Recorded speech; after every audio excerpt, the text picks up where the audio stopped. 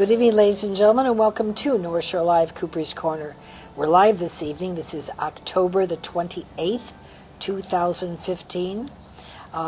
Two things at the top of the program I'd like to mention to you. Number one is Halloween safety, since Halloween is this Saturday. So please watch your little ones and escort them if you're going door to door, and make sure that they are dressed appropriately for the weather.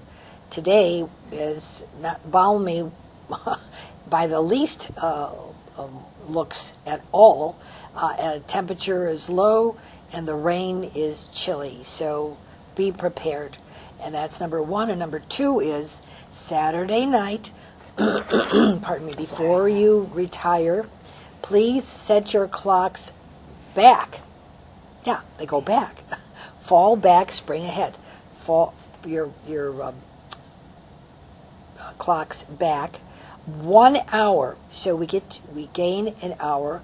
And although while getting up early in the morning it will still be dark outside, we will gain an hour of sleep. But it'll take me a week to to get used to that. Anyway, so that's the 2 points. To make sure that the children are dressed warmly and securely for trick-or-treating, and also make sure that Saturday night before you retire, you set your clocks back 1 hour so that you can gain an hour of sleep. This is daylight savings time until March, when it is spring ahead and we lose that precious hour of sleep. As you read the header for the program this evening, this is regarding a school district that had caused an abuse situation on a disabled child. I would just like to let my viewers know that I've been around for quite a while and involved in a number of activities regarding the protection of children, and the agencies and city agencies, state agencies.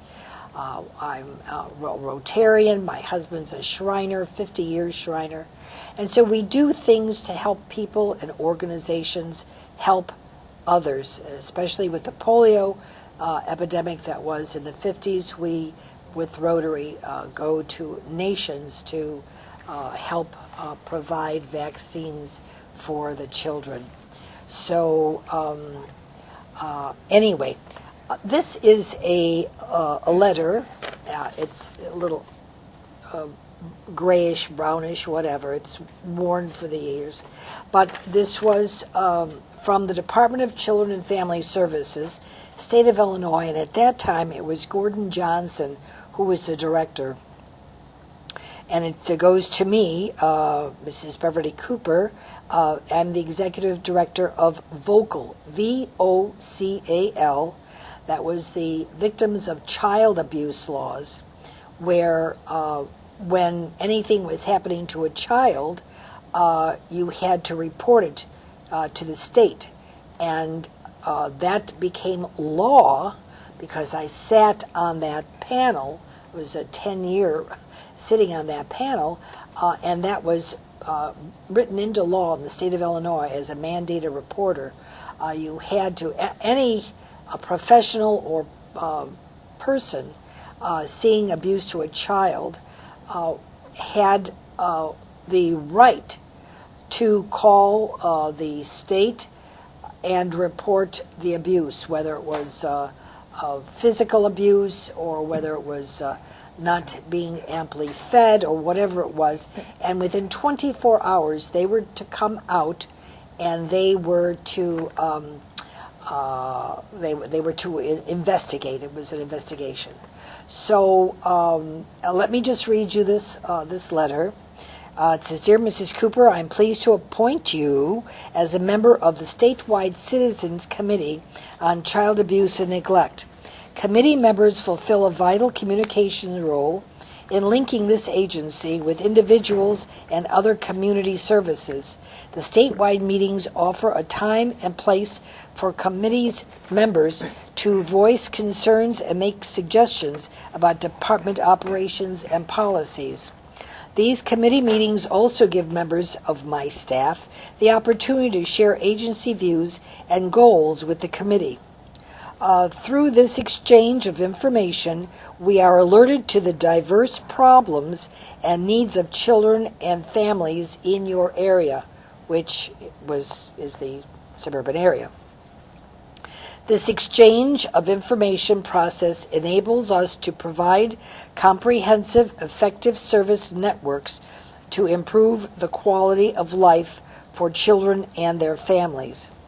I appreciate your willingness to serve as a member of this important committee. Your past experience in child welfare and education will enhance our ability to serve. My staff and I look forward to working with you to strengthen our programs and services. Sincerely, Gordon Johnson, and he wrote his name, and Tom Villiger and Janice Forty were the immediate recipients of the letter. Also, after serving on the committee, of which I did for 10 years, they said you can serve more time if you desire, and said until the department gets its act cleaned up. So I have this letter, and oh, by the way, it's dated May the 24th, 1988. So that's got to tell you something. And I'm very pleased and happy that I found this letter, because people want to know how I get involved with these situations. I know the law. I was there when they created the policy. I was part of the Juvenile Justice Task Force. So that's one thing. And there is this little statue that they presented to me, and it has a little plate in the front. And I can't lean over, but it says to Beverly Cooper for outstanding service and leadership, Illinois Juvenile Justice Task Force. So there's that. So, I know from when I speak, and I appreciate the fact that others in agencies in the state know of my service to the state and to these agencies for the protection of children. So that being said, I thank you very much for that time.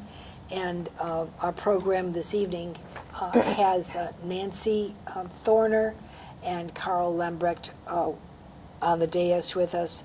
And there was a District 112 meeting 1 week ago on the 20th here in Highland Park, and everyone got up to speak. Nancy got up to speak because Nancy is a writer, a reporter of sorts, and Carl also got up to speak, and he sits in on the board meetings on 113 and of course 112.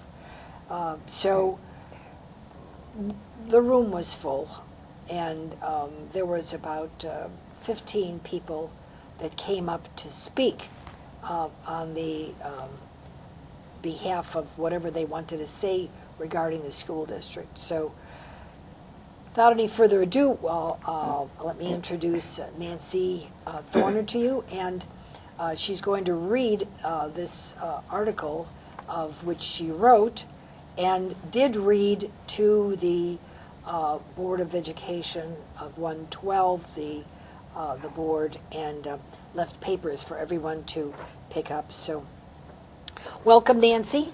Oh, how nice, your hands are nice and warm. Oh.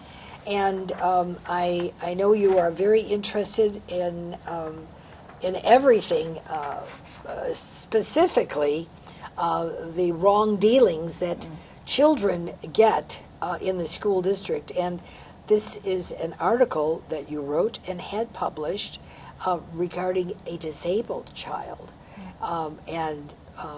So we unfortunately know about disabilities, and everything that I've done for charity work, it has dealt with disabled children. So without any further ado, please do, if you want to give a little preface on it, or go ahead and read. Okay, it's yours. Oh, thank you, dear Bev. I am very, very honored to be on your program tonight.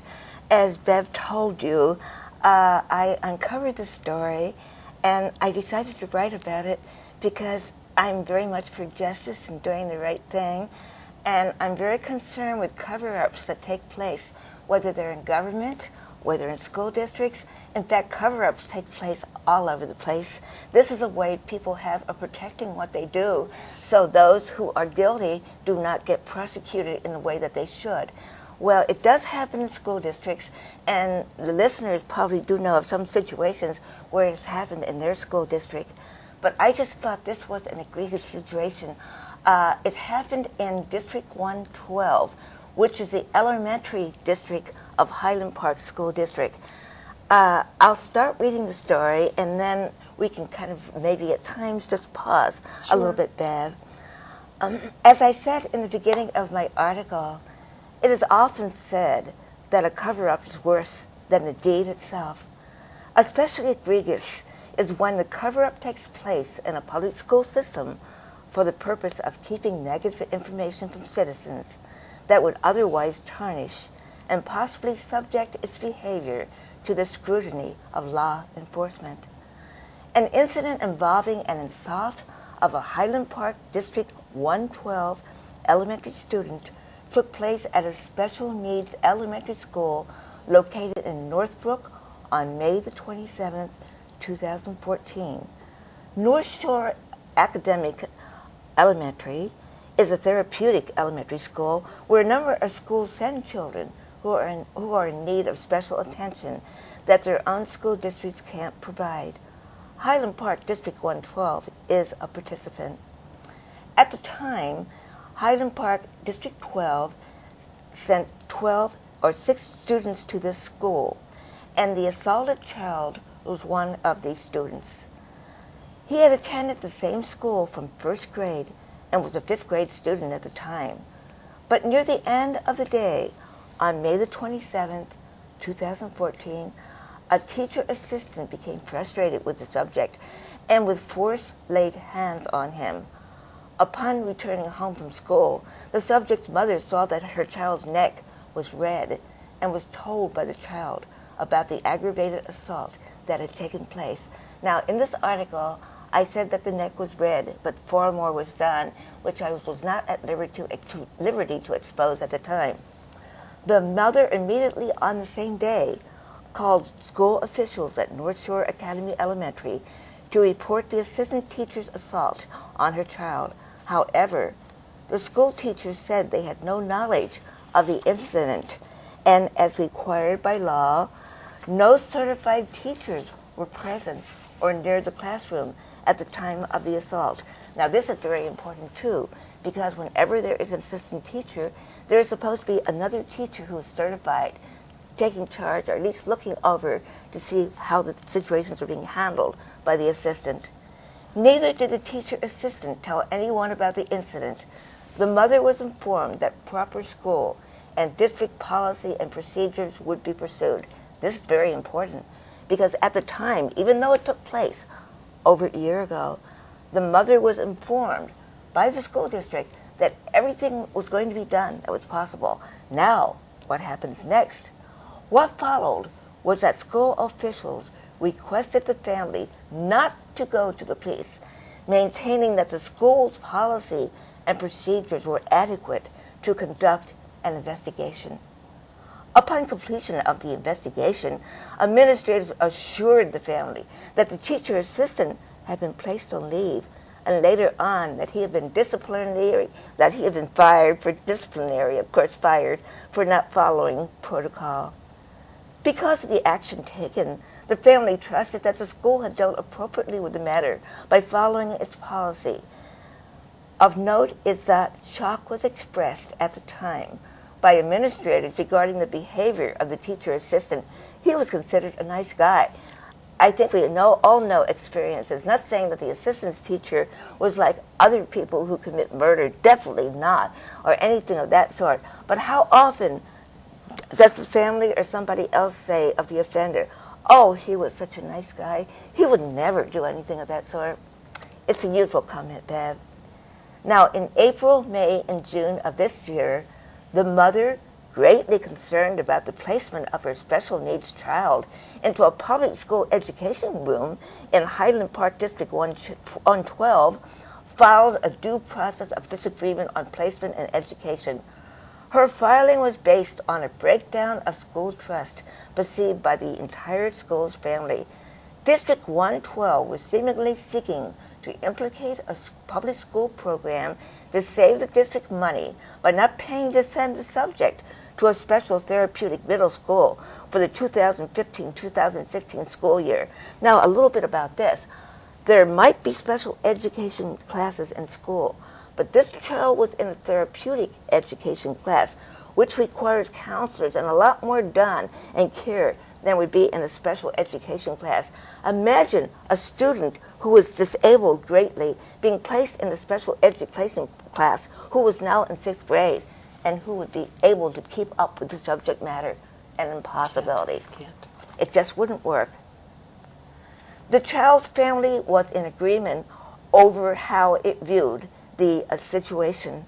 Now, a school trust breakdown existed, and this caused her to look into how school officials, or I should say the family, had handled the assault investigation. Now, this is important. What wasn't certain is that school administrators were untruthful in telling the family that all established policy and procedures had been followed by both the school and district. Further research revealed that no reports of the incident had been submitted to the police or the DCFS, that is Department of Family Services, which district policy and Illinois law mandates. The North Shore Academy Elementary and North Shore Special Education District and District 112 are now claiming that the assistant teacher hadn't been fired, as the mother was told a year earlier, but instead tendered his resignation. In so doing, the assistant teacher's Illinois State Board of Education teacher license remained free of any noted disciplinary infractions. His teaching license to this day still remains clear of any derogatory remarks. According to public record, on July 29, 2005, the teacher assistant at North Shore Academy Elementary Therapeutic School in Northbrook, Illinois, was arrested after admitting his guilt to the Northbrook Police Department, and he was then charged with battery pursuant to the cover-up of the classroom assault, which occurred a year earlier on May the 27th, 2014, during school hours of a District 112 student. So even though the child was going to a Northbrook school at the time, Highland Park paid to have the student there. So it was the Highland Park's responsibility for what happened to that Highland Park elementary student. And I just wanted to, it was July 2015, not 2005. Oh, I'm sorry. That's yes, right. okay. Okay. Now, as I said, the teacher assistant was charged with battery, and he was arrested. And it was concluded that administrators and school personnel failed the Illinois mandated laws of policy and procedure to call and report the abuse of a student to local police and to, of course, the Department of Family Services during their own investigation. In this case, administrators were protecting their own instead of a student with special needs. Now, it is shameful that School District 112, that's Highland Park Elementary School District, wants to save money by trying to cut corners instead of meeting the education needs of all students in District 112. As District 112 has decided, it no longer wants to fund North Suburban Special Education District, and the cost to the district is $60,000 per child to attend, which isn't a little bit of money, but concerning the needs of the student, it's necessary. Discrimination should not be taking place on the backs of those students who are needy, both emotionally and mentally and physically handicapped, in contrast to those who are at the top of their class in intellect and ability. Also, the assault of a disabled child should be treated with the respect and honesty it deserves, as the education of every child matters, whatever their potential may be. It was only after the Family Services became involved, that is the Department of Children's Family Services, that school employees routinely call the service. And at that time, they did, getting a little bit ahead of myself, is that it was only after the department was called that the school district finally did make the call and indicate what had happened. It involved a school employee who intentionally assaulted a student with disabilities associated with autism, as well as a serious health concern of epilepsy and asthma. Yet school administrators turned a blind eye, failing to place a good faith mandated recorder call. As Beth said, all teachers or administrators are mandated reporters, and if they see or hear something, they're supposed to call the police department. Incidents of cover-up are frequent in all walks of life.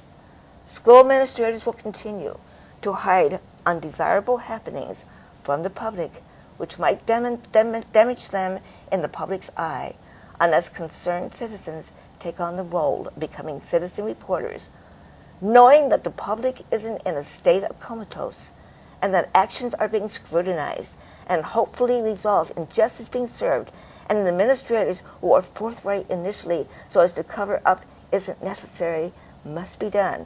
And this is why I'm so adamant in looking at school districts, in my own school district, in Lake Forest, 115 and 67, where there's also attempts of things that are being covered up, which they do all the time.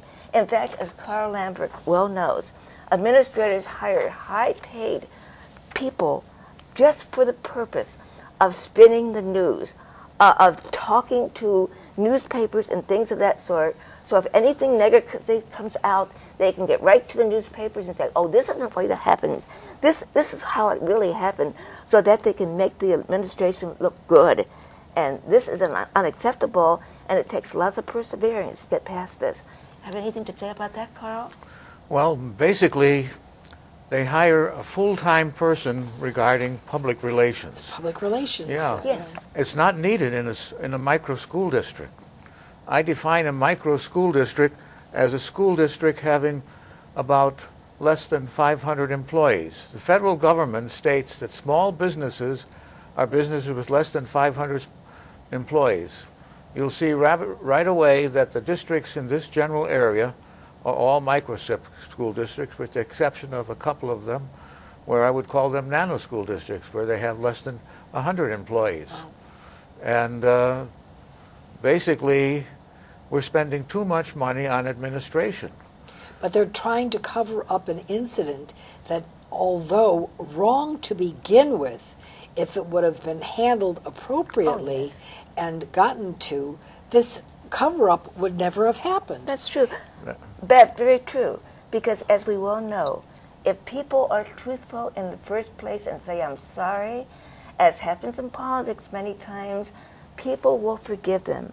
But it is the cover-up, when they try to cover up the misdeeds of somebody to save their own skin, so to speak, that this is worse sometimes than if they would have confessed in the first place. It creates more animosity, or it creates more curiosity in the community. And the Yes. public really doesn't know, because these children who are disabled Yes. are taken out of the mainstream and put on a side, and whatever transpires with them in that particular school setting is kept quiet.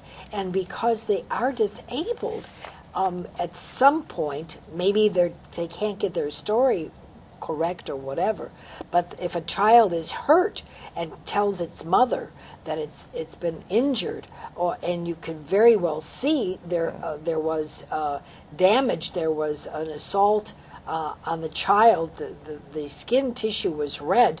The police always say, we didn't see any, are there any marks on the child? And DCFS always would say, are there any marks on the children?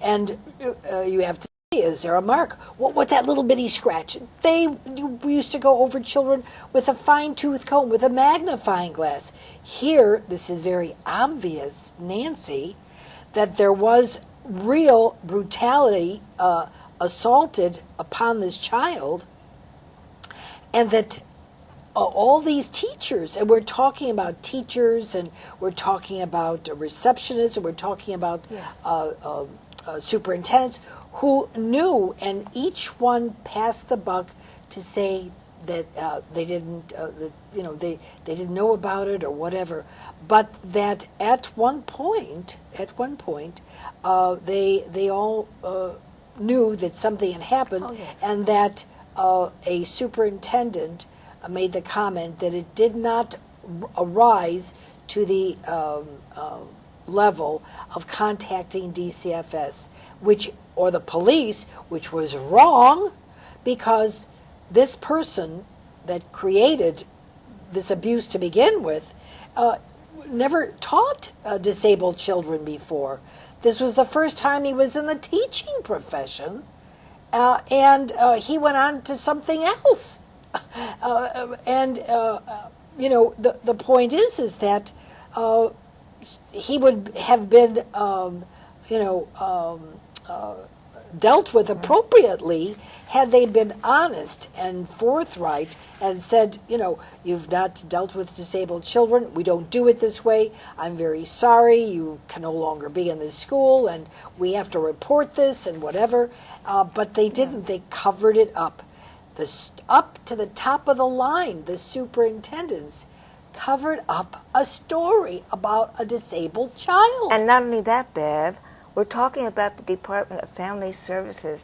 You said they used to look at every scratch on a child. Absolutely. Yes, but it wasn't until the family became involved that the Department of Family Services was even contacted, because the year before, the family was told that everything possible would be done to come to a resolution. They were lied but it wasn't. to. Well, of They course, were lied to. because the Department of Family Services recently just washed its hands of the case and said that nothing was there, nothing happened, and so they dismissed the case.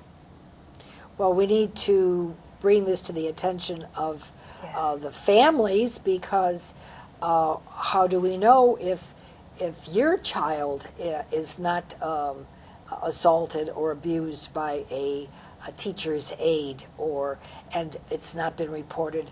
You need to question your children, how the school, acted to them, if it was a good day at school, did anything happen, and you need to see if there's any marks on the child, on the wrist, on the back, someplace where perhaps you're not familiar with, and now that the clothes are heavier on the children, it might be a little more difficult to gather. However, I think as a parent or grandparent, if you certainly don't want any harm to come to the child, and a disabled child who depends on the parent to be able to provide the security that the child needs while going to a special therapeutic school for disabled children. And that school's in Northbrook. I mean, it wasn't a Highland Park school, but it was a Northbrook therapeutic school, of which case the Northbrook Police Department then had to take the ball and run with it. And of course, the gentleman was arrested. And did you want to say anything about the FOIA report or the police report? I was rather concerned. There were so many loose ends in the story that 2 days after I alerted the public through being at the school board meeting at District 12, I decided to write FOIA requests. Now, anybody who doesn't know what a FOIA is, and I'm sure there are lots of people who don't, it goes under FOIA. It's the Freedom of Information Act, whereby a public citizen can get information from a school district, from a business, from any entity that it wants to, with questions that they want to ask, especially when a school district or other people are not free with the information and they seem to be hiding something. So I wrote this FOIA to the police department at Northbrook, and I made several requests. Now, with a FOIA request, they have to respond within 5 days of the writing, that is 5 business days. Now, I wrote the FOIA last Thursday. So you count Thursday, Friday, and then Monday, Tuesday, and Wednesday of this week. Now, I asked them because I was very, very concerned. I said, please email the following information per the Illinois Family of Information Act 5, noting the FOIA request charge for charges for bullet point number 3. And there was also a bullet point number 1 and 2. Now, why there's a little bit of confusion, not by me, is because I had submitted it and then I had changed bullet point 3 because of information that I got that day that it had to be changed. Anyway, what I asked for was the first point, the entire report detailing the testimony of the teacher that he gave prior to his arrest on July 29, 2015, when he confessed to his assault on a disabled student and was charged with battery to the cover-up of his classroom assault that occurred on May 27, 2014 of a District 112 student. Now, then I also asked for the arrangement report at the time of the teacher's, when he was charged, and a mugshot was taken with battery against a disabled student, which ended in his arrest on July 29th, 2015. So it was very recently when he was arrested on July 29th, and I was just asking for the police report to indicate what he said and what he confessed to. And in the first one, of course, I wanted to know the testimony of what he said when he confessed and what have you. So I don't think that was too much to ask. And then the last one was the reporter case. This is the mandated reporter case. And this was made by the commander there, who detailed why the charges were dropped against the administrators and other people for failing to report at the time of the assault on May the 27th, 2014, as mandated, the behavior of the assistant teacher against the student with disabilities. Now, this student, as I said, not only had autism, but he had serious health conditions, epilepsy and asthma. Now, I must admit that before I came here tonight, I was waiting patiently for the FOIA to come through. And lo and behold, at the last possible minute, at 5 o'clock on my computer, I could have missed it, it came through, FOIA, F-I-O-A. And 5 o'clock today, at the end of their business hours, they reported back to me. And evidently the village of Northbrook handles the FOIAs for the police department. Anyway, it was a 14-page document, which perhaps you can maybe see closely. They can see it. Yeah. 14-page document. And I didn't have time to study it too much yet. I'm not a lawyer, and I will have to look over it with people who know a little bit more about law. But all I can say is a lot of my requests were denied because they said it was not keeping in the privacy, and it would conflict with the privacy of the individual and information which can't be released. Now, I was also told that I can consult the Attorney General in Illinois if I want to oppose their FOIA, well, not request, but the response to me. Now, maybe I can find out. They gave me a few things, but not enough to mean very much. But they did say the specific, gee whiz, I can't even say specific, records are private information. Disclosure of specific records would constitute a clearly unwarranted invasion of personal privacy, and the specific records were created in the course of administrative enforcement procedures or for law enforcement purposes, and disclosure would, I suppose, and they didn't check what it would do. Now, the thing is, the public has a right to know certain things too, and this is the crux of the whole case as far as not knowing what he was charged with or what he said. How is one to check out the story, in a sense, to see whether or not the administrators were telling the truth or what they're doing now, trying to cover up the truth, and they are not being forthright. And I'm not accusing of anything, but as happens often, there are things done so that, you know, and I don't think I would hope the police department in Northbrook wouldn't do anything of that sort, to just assist in the covering up, in a sense, by not doing something because they just didn't want to get anybody in trouble.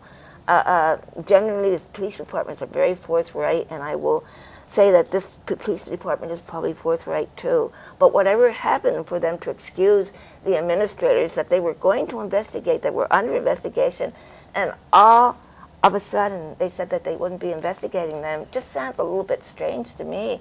It doesn't pass the smell test, so to speak, Beth. Well, this is a most monumentous day because Denny Hastert today had to go down to the federal building, and he finally pleaded guilty of abuse upon a child when he was a coach.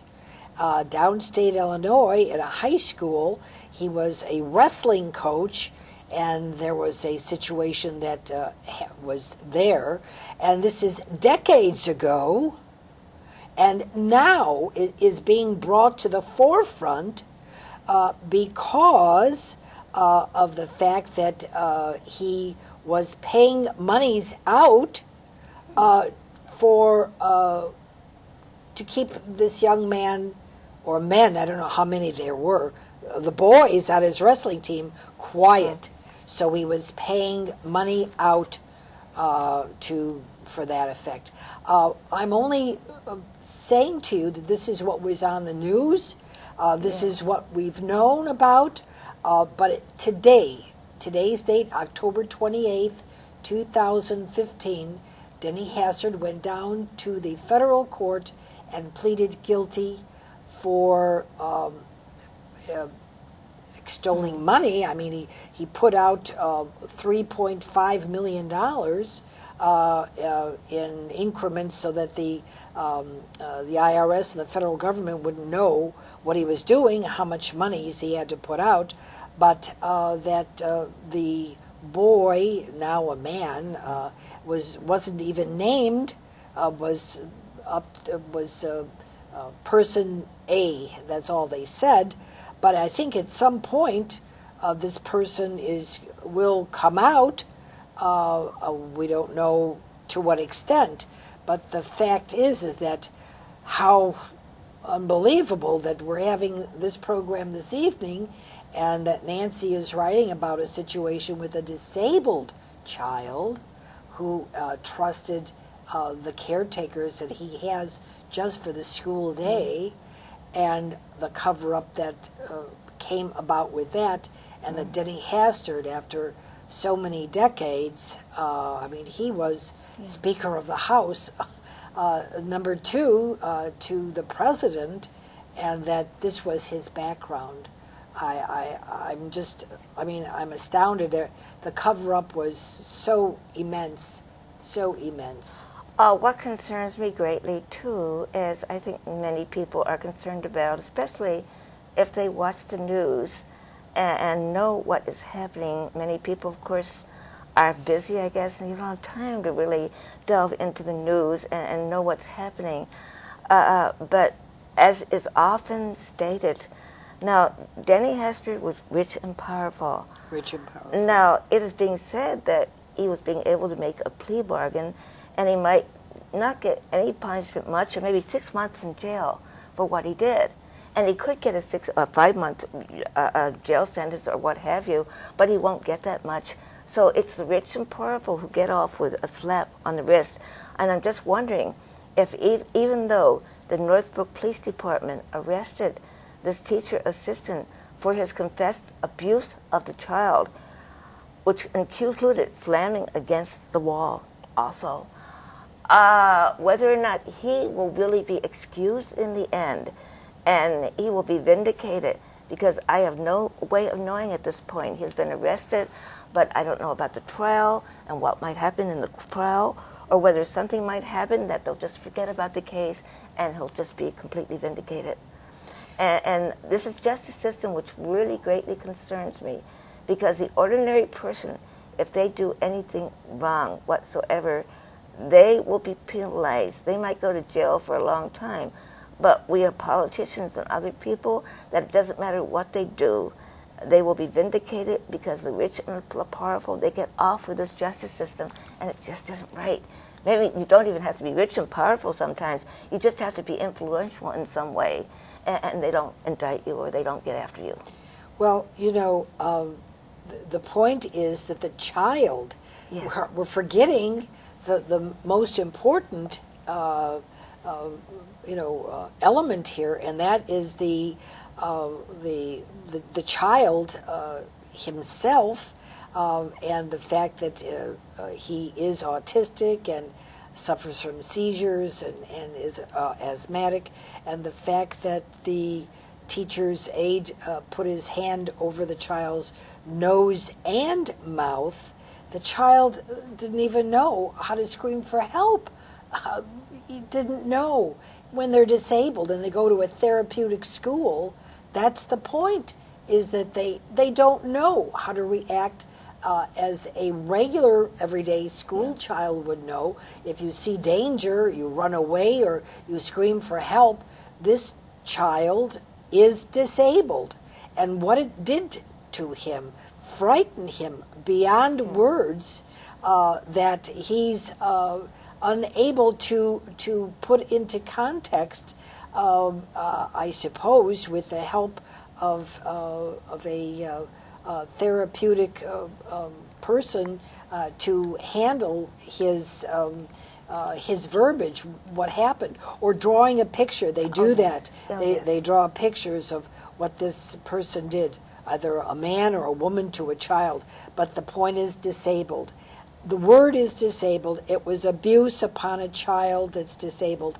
In this school district, 112, that allowed the Northbrook Special Education School, therapeutic school, to do this to that child, which brings to mind about the mother and her disabled child here in Lake County, that the state of Illinois wanted the mother to join a union because she got a stipend from the state to care for her disabled son.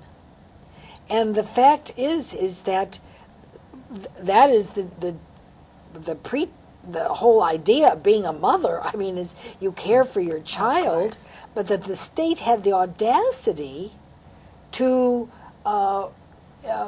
impose this terrible duty upon her, and that she had to join a union. Well, it went to the Supreme Court, not at the Illinois Supreme Court, this Washington, D.C. Supreme Court, and that was thrown out. It was absolutely unfounded, and that she still receives the stipend from the state of Illinois, and she does not and will not have to join any union, because this is the care that she personally takes to assist her disabled son. The son's name was kept out of it, and Yes. I know I know all the information, Yes. but there's some things that I am not at liberty to say because it wouldn't do any good. And besides, I'm reporting the story as it is Yes. and as it happened. Yes. And wanting to say, too, anybody who has disabled children in any way, I mean, they require so much care. Well, Nancy, you were a teacher. You were an educator. Oh, yes, I was. Okay, so what happens to these children when assaults and abuse fall upon them? All I know, I taught music, and that was a number of years ago.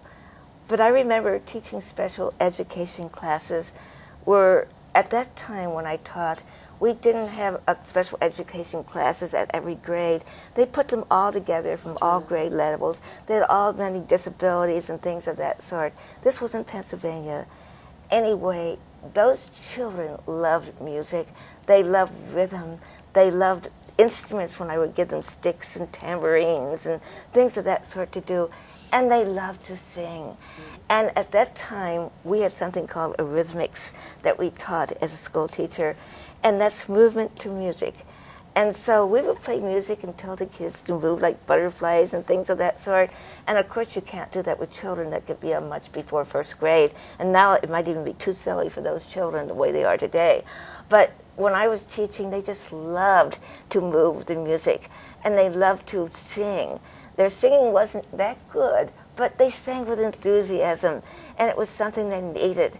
And it reached them. Music had a way of reaching them. And so I just got to respect disabled children in this way because they just show so much love and appreciation if they're taught right and they're treated right. And, you know, from the standpoint of you as a professional,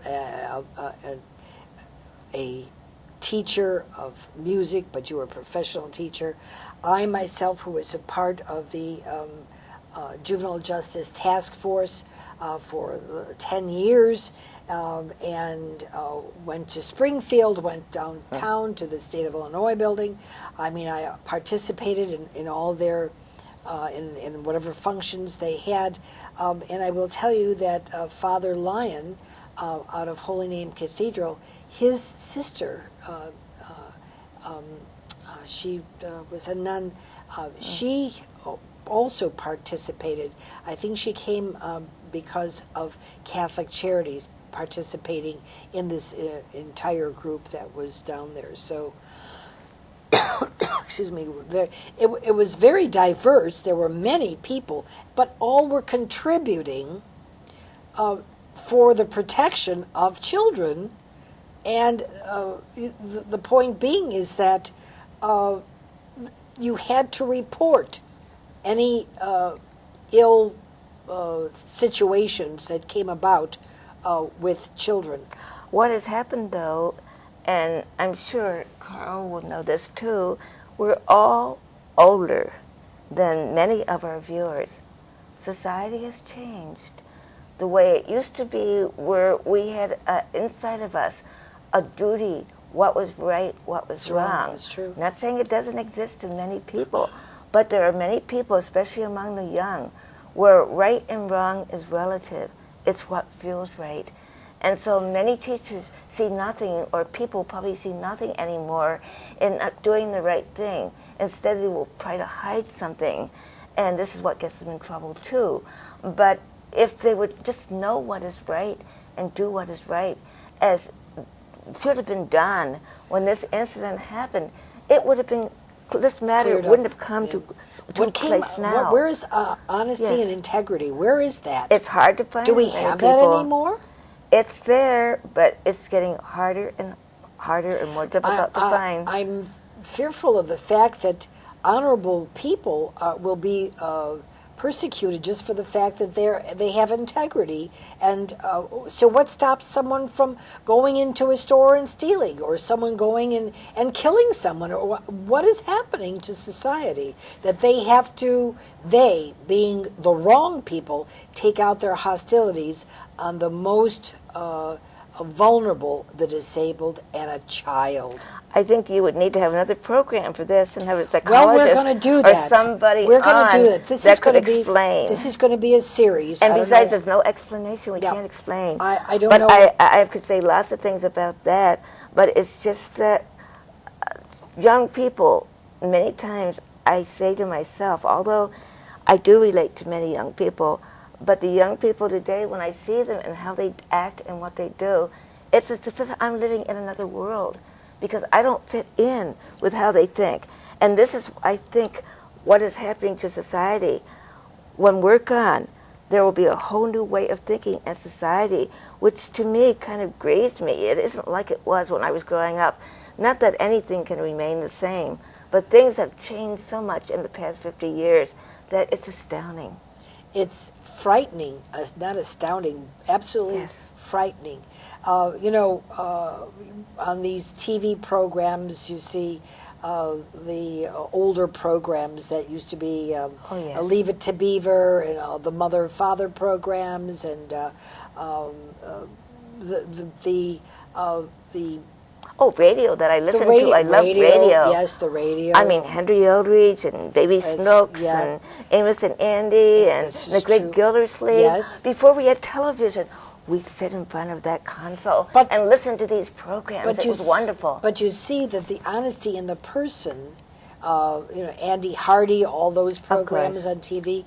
His father was a judge, and Judge Hardy would not allow such a thing to happen. But this is getting away a little bit from the subject. Yes, but I think it just goes to prove that people see on television goes over into their lifestyle because they think what they see must be okay because they see it on television. So that's how society changes, by what they read. What I was starting out is these programs, Yes.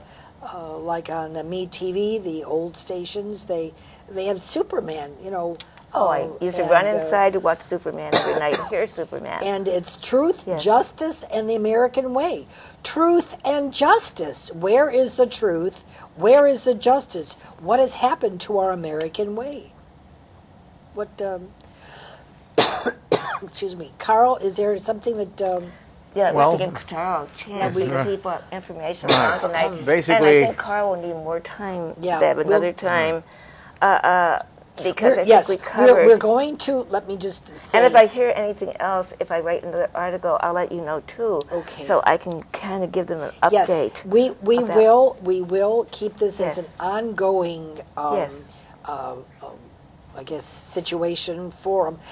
We need to know where the truth and the honesty is going. Or whether it will be truth and honesty, and whether honesty and truth will win out in the final analysis. And the cover-up, I don't know, do you call it corruption? What do you call Oh, that? cover-up is corruption. Cover-up is corruption. Because Okay. you're covering up something that is not, according to Hoyle, covering up something that is either illegal or that you don't want the public to know, and this definitely is cover-up. Well, we are going to make this is just number one, but we don't know how many in the series that we're going to do, but this is just number one. And we just want to keep you aware and alert. We are live, and we want to know if you have uncovered anything or if anything has happened to your child, whether disabled or not. And please let us know. Please contact me. My web page should be down there. It's bev.cooperscorner@yahoo.com. Let me know. Email me. There we go. We'd love to have you on the program, and you can, voice your opinion. We do this program that I've been doing for almost 35 years for your awareness, your ability to have a voice. We don't strike anything. What you say is what it is. All that we ask is it be the truth. You bring your paperwork, you bring your honesty, and that this is the truth. And that way everybody gets a fair share. We always offer the other side to come on the program, of which I will be happy to do so. So I will ask the other side to come on the program. But this is going to be a series, so how many we're going to have just depends on how fast we receive the other FOIA information or the truth that we've been denied. And Carl. So, yeah. And Carl is going to be talking about the school district as well. Also, we're coming up upon the Olson Park situation, trying to take away the open land for everybody around. There's 12 acres of land to build a middle school, of which really I don't believe, in my own opinion, we really need. Let's just take care of what we have. And certainly the fact that I don't know of anything more discouraging than to build a building for a future when at hand you have disabled children that need your attention. So I want to thank Carl Lambrecht for coming on the program. Didn't say much right now, but he's got books and papers that he'd like to relate to. Well, can I say a few things now? Well, we only have about 1 minute left, so I don't know if we can get that out. Well, basically, very simply, I want to show this, and you can see that this is the Patriots Handbook It's the Constitution of the United of the States. You American see how thick Liberty. it is. Yes. Here's a book which only gives a partial description of the laws and regulation for education in the state of Illinois. And it starts with the Illinois Constitution. And the rest is just one law after another. And it's very dynamic because these laws are changing all the time. This kind of book lasts for 2 years, but in that time, 200 laws are added, subtracted, modified, and it's very dynamic. And basically, this should be much, much smaller. We have a lot of waste in our education system, and we spend too much time on administration. And schools hire someone for public relations, which is not needed at all for educating children. At the same time, they're talking about taking away education classes, which is teacher-oriented. And I think you should aim at the children, not at administration. Education should be education Right. for the children. That's why we send them to school. Oh, yeah. Most of the, as we know, most of the money spent, property taxes and such, is spent for teacher salaries and also for pensions and things of that sort. It's not spent for the children. No. No. Well, I want to thank you both for coming on the program. You've enlightened everyone. You are also welcomed at any time to come back as soon as you have information Thank you, that you feel the media or that the audience needs to see. We are live cable.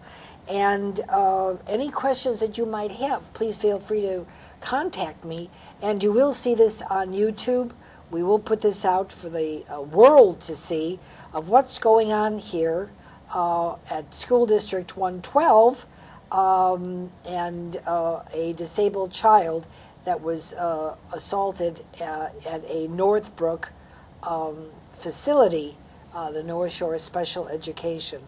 So thank you for allowing us in your home or your place of business. Please remember, this is Halloween weekend, and dress your children warmly, but give them a flashlight, accompany them if you have to.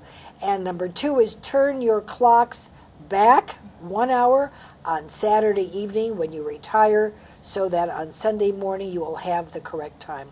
Thank you all for watching. Have a pleasant evening, a very safe week.